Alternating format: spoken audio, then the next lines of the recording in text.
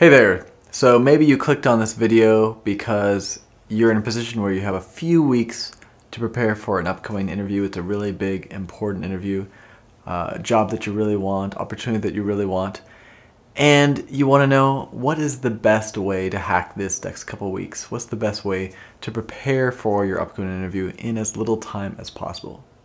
Well, we're going to go over all of that today, so stay tuned. Hi, my name's Kevin, and I'm the creator of Interview Victory. And if you're liking some of the content, some of the videos that we're putting out about interviewing, please click on the subscribe button down below. That'll just make sure that you're able to be notified anytime we put out a new video on the topic.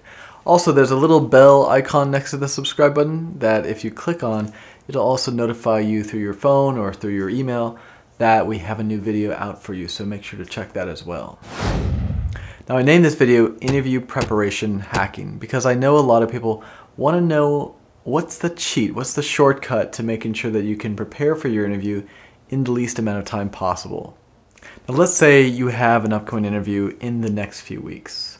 What's the best way to go about acquiring the right types of interview skills in the shortest amount of time possible and with the least amount of effort possible?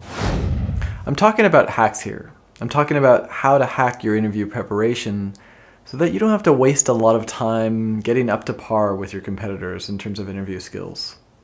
If there's one thing I hate, it's wasting a lot of energy and time on something that I just don't need to be doing.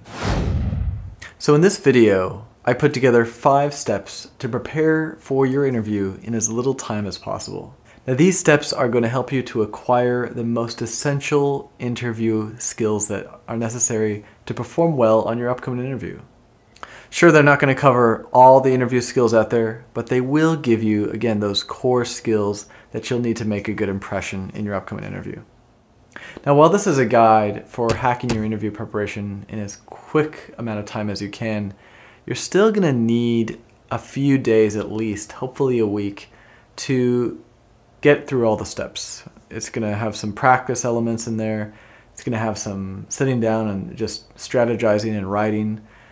These are the things it's going to require you. So just give yourself some space, give yourself some time after work, after school, whatever it is that you're doing during the day. Spend some time at the end of the day to be able to focus on these steps. So the first step is to strategize your responses for what I call the top 5 core interview questions. Now, these top 5 core interview questions are some of the most common interview questions that you'll see across the board as you do some research, and they probably are asked in about 80 to 90% of all interviews, especially those that are structured interviews. And what are they? Well, the first one would be, tell me about yourself, or tell us about yourself. The next one would be, where do you see yourself in 5 years, in 10 years? What does your future look like? Something to that effect. The third, tell us about your strengths and about your weaknesses. The fourth, why do you want to come work for us? What do you like about this company? What do you like about this organization? The fifth, why should we select you? Or why should we choose you from amongst all the applicants that we have?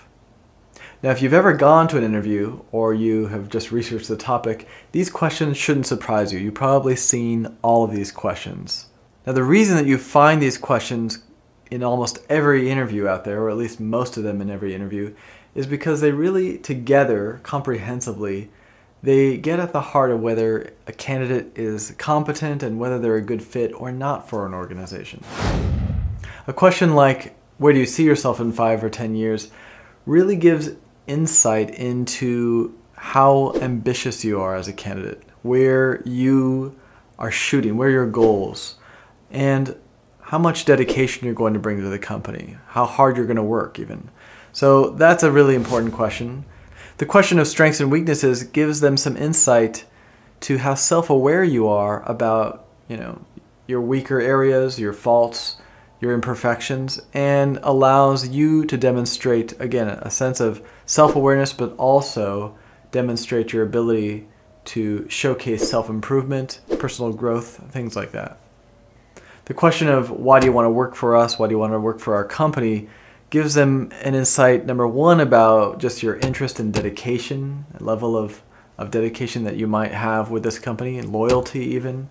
And it also provides them an insight or a clue to how serious you are about either this industry, about the job, about the role that you want to get hired for. It shows them that you're willing to go to the ends of the earth to learn about this company, because that's how serious you take that. So it really gives them an insight also into your ability to research and prepare and to focus on making this interview everything that it can be. Another way of putting it is that it can help weed out the lazy candidates from the diligent candidates. Why should we choose you? Sort of gives them an insight to how confident you feel about yourself as a candidate and how confident you feel about your ability to do the job effectively. You have to sell them on the idea that you know you're the one. Now the question of tell me about yourself, this is a very big question, it's a very complicated question, and there's a lot that they gain from just this response. It gives them an insight into how well you're able to communicate and how well you're able to express the best aspects of yourself in a quick and concise way. It also is a way for them to possibly learn something about you that they didn't see on paper, either in your cover letter or resume or application. It gives them some way of finding out new information that might actually excite them or make a more compelling case of why you'd be a great candidate. Now my goal is to create a dedicated video to each of these core questions down the road, because I feel that they are so crucial to really mastering your upcoming interview. Now what I like to say is that if you can do stellar with these 5 core questions, that's going to be a major win for your entire interview. These questions are sort of the foundation for a successful interview. They are what other questions are built upon, and they also create a certain momentum, a positive momentum. So if you do well in these questions, it's going to be easier for you to sell yourself in the interview. And if you have some mistakes in some other questions, they're not usually as big of a deal because these questions you've done so well in.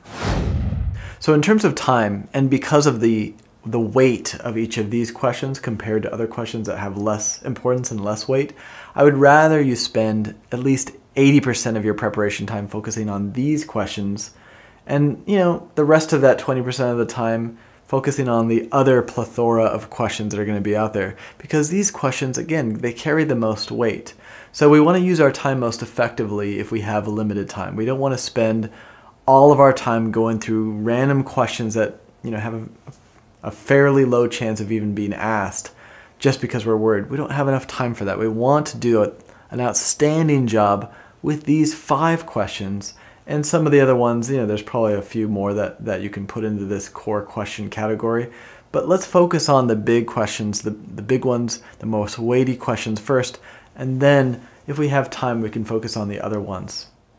Now my second tip, I'd like you to do an initial mock interview. Now if you're not familiar with the term mock interview, it's simply a practice interview, simple as that. And you're doing it hopefully with someone that you're not so familiar with, you're not so comfortable with. So yes, you could technically do it with a friend, a partner or someone like that, family member. But if you can find someone who, number one, does a lot of interviews, they conduct a lot of interviews, they coach people with interviewing, that's more ideal because you don't know them very well, and also they're playing the role of somebody who's most likely the hiring manager or the panel of interviewers you're likely to encounter at your upcoming interview. Now eventually we're going to try to put some links and resources down below in the description about how you can find someone to help you with the mock interview. In the meantime, try to find someone that you know and trust to help you with this by asking the questions that you give them for a mock interview. You can find a list of questions. There's many types of interview preset questions out there on the internet, and you can look for ones that are similar to the industry you're going to be interviewing in. Hand that list to them, have them go through the questions as if they are a potential hiring manager, a potential panel, and you're going to be expected to pretend like you're really in that situation. You don't want to break character, you don't want to take it casually, you want to be in that mode as if you're in a real life interview. Now for step 3, you need to determine what your weaknesses were in this mock interview as well as what were some of your strengths. Now my hope is that the person that you're asking to help you with a mock interview is somebody who can help point out those and identify them with you and for you. They should be giving you some useful feedback to say, you know what, your body language was a little off. You were, twisting around in your chair. That was a little distracting. You didn't come across very confidently. You had a shaky voice. These are the types of things that I want them to be able to give you feedback about. But also specific questions.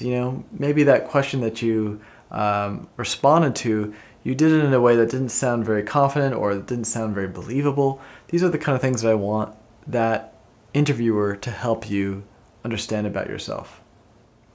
This is the type of feedback that I want your mock interviewer to give you right after your interview to showcase what areas you need to improve on, but also I want them to give you the things that you did right. Now, step number 4, you're going to practice by yourself the questions from your mock interview that you had the most trouble with. You're going to repeat them. You're going to do it in front of a mirror, do it with a camera. You can use your phone. And then also the questions that you did well on, you're going to double down on those and practice those to make sure they're even better than when you did them in your mock interview.